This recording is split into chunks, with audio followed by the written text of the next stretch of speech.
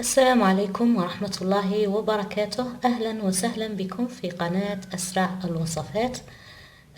وصفة اليوم صدقوني لم أرى نتائج مثل هذه. النتائج بالنسبة للوصفات من أول استعمال تعمل على إزالة ألم الأسنان. إذا كان هناك تسوس أو ألم سينتهي نهائيا، من أول استعمال ستلاحظون الفرق والنتيجة. هذه الوصفة من خصائصها الرائعة أنها تعمل على تمتين الأسنان. هناك شخص كان سينزع الضرس وكان عنده ألم كبير جدا، كان سيقوم بخلع هذا الضرس نهائيا.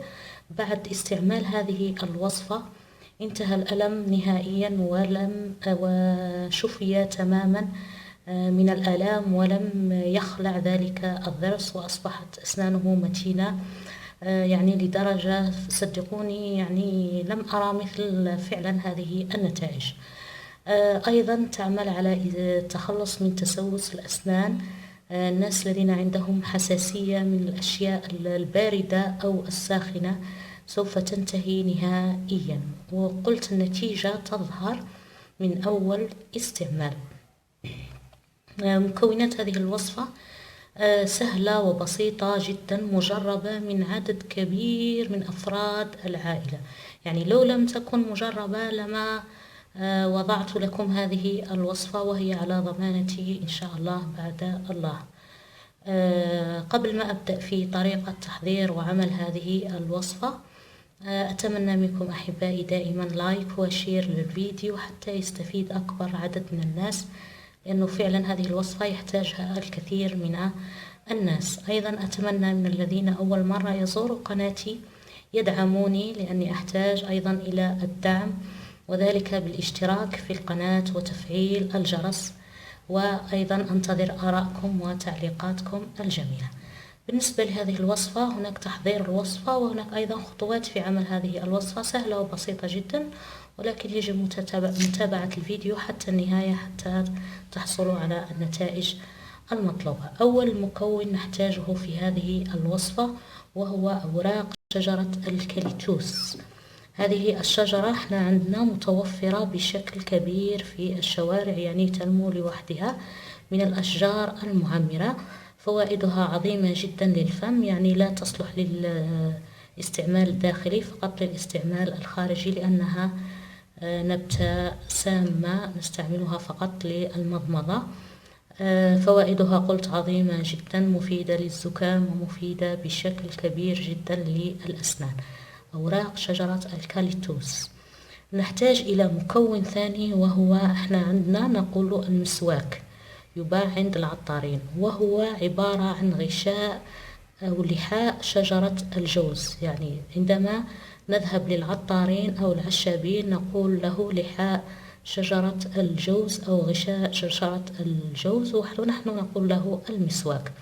نأخذ كمية بهذا الشكل من المسواك وكمية من أوراق شجرة الكاليتوس، نضيف لها مقدار كوب من الماء أو كوب ونصف من الماء. نقوم بتغطيتها ونتركها على النار حتى تغلي تماما ويتغير لون الماء. أنا حضرت هنا كمية من قبل. بالنسبة للماء صار لونه أحمر، اكتسب اللون الأحمر من ليس من أوراق الكاليتوس، بل من غشاء شجرة الجوز. يصير لون الماء بهذا الشكل. بالنسبة لطريقة الاستعمال، نأخذ كمية قليلة من هذا الماء، تقريبا نصف فنجان، يكون دافئ. نضيف له نصف ملعقة أو ملعقة صغيرة من الخل، ونصف ملعقة أو قرصة من الملح، ونقوم بمضمضة الفم في الصباح على الريق. نمضمض الفم جيدا، وممكن أني نكرر العملية 2 إلى 3 مرات في اليوم، قبل النوم مباشرة. نحتفظ بكمية الماء هذا المتبقي في الثلاجة، وعند الاستعمال نأخذ الكمية المطلوبة فقط نصف فنجان.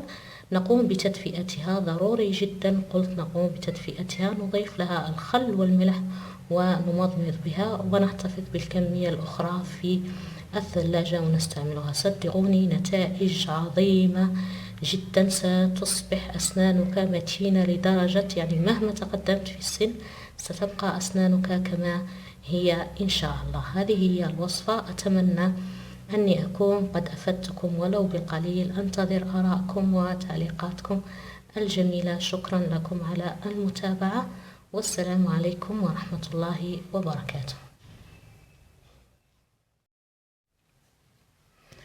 السلام عليكم ورحمة الله وبركاته. أهلا وسهلا بكم في قناة أسرع الوصفات. وصفة اليوم صدقوني لم أرى نتائج يعني مثل هذه النتائج بالنسبة للوصفات. من أول استعمال تعمل على إزالة ألم الأسنان، إذا كان هناك تسوس أو ألم سينتهي نهائيا، يعني من أول استعمال ستلاحظون الفرق والنتيجة. هذه الوصفة من خصائصها الرائعة أنها تعمل على تمتين الأسنان. يعني هناك شخص كان سينزع الضرس وكان عنده ألم كبير جدا، يعني كان سيقوم بخلع هذا الضرس نهائيا.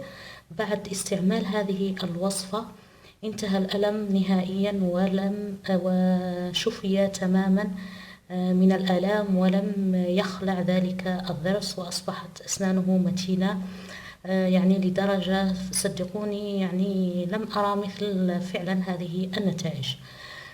أيضا تعمل على التخلص من تسوس الأسنان. الناس الذين عندهم حساسية من الأشياء الباردة أو الساخنة سوف تنتهي نهائيا، وقلت النتيجة تظهر من أول استعمال.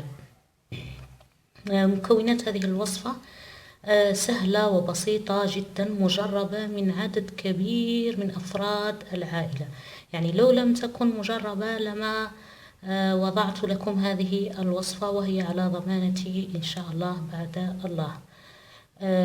قبل ما أبدأ في طريقة تحضير وعمل هذه الوصفة، أتمنى منكم أحبائي دائما لايك وشير للفيديو حتى يستفيد أكبر عدد من الناس، لأنه فعلا هذه الوصفة يحتاجها الكثير من الناس. أيضا أتمنى من الذين أول مرة يزوروا قناتي يدعموني، لأني أحتاج أيضا إلى الدعم، وذلك بالاشتراك في القناة وتفعيل الجرس.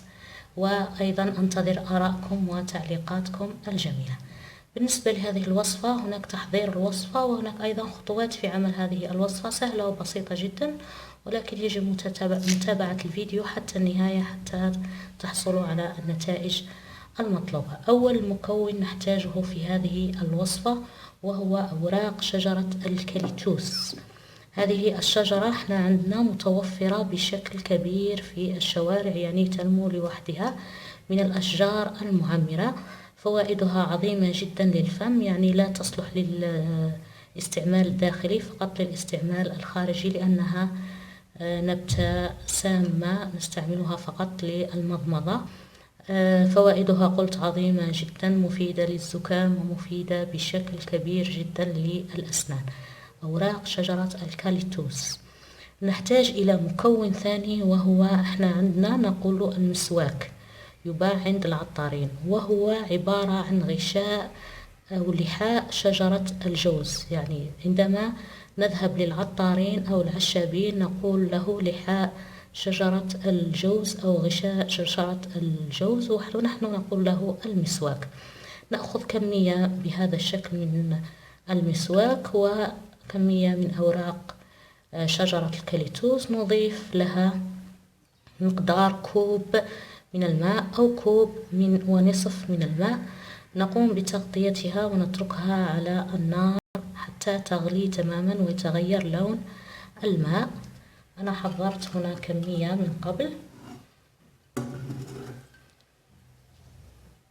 بالنسبة للماء صار لونه أحمر، اكتسب اللون الأحمر من ليس من أوراق الكاليتوس، بل من غشاء شجرة الجوز. يصير لون الماء بهذا الشكل.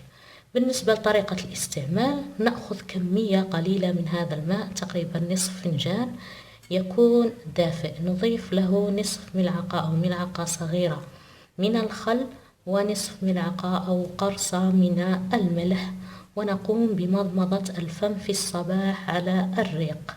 نمضمض الفم جيدا، وممكن أني نكرر العملية 2 إلى 3 مرات في اليوم، يعني قبل النوم مباشرة. نحتفظ بكمية الماء هذا المتبقي في الثلاجة، وعند الاستعمال نأخذ الكمية المطلوبة فقط، نصف فنجان.